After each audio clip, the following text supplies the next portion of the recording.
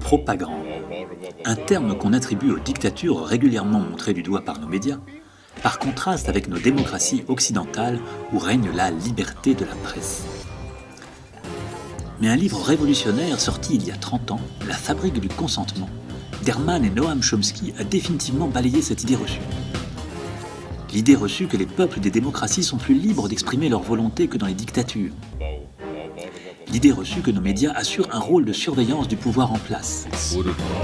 L'idée reçue qu'ils informent objectivement le public en diffusant une pluralité d'opinions pour nous faire participer au processus démocratique.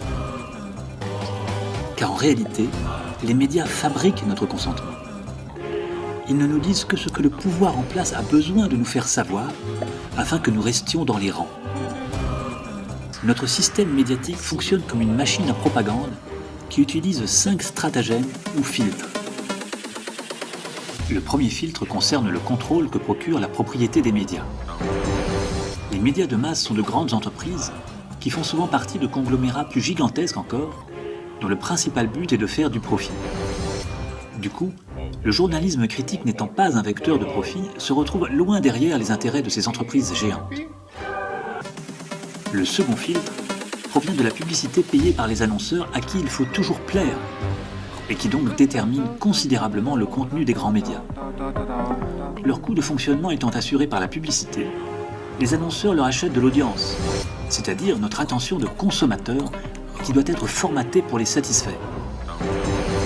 Le troisième filtre est la source d'informations sous contrôle de l'oligarchie qui la transmet aux médias comme référence officielle. Les gouvernements et les grandes entreprises fournissent les médias en scoop, annonces officielles et autres interviews d'experts, se rendant indispensables au processus journalistique. Ainsi, le journalisme est complice du système pour lui être intimement lié.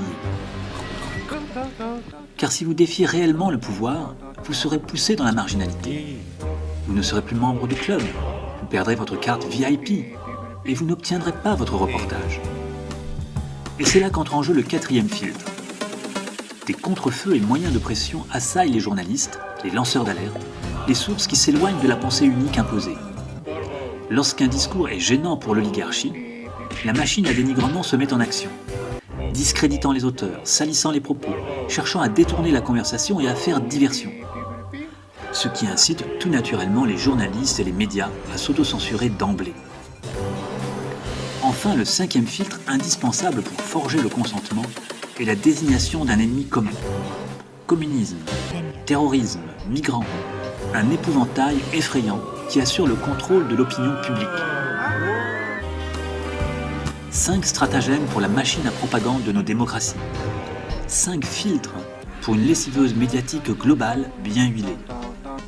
Le consentement se fabrique tout autour de nous, tout le temps.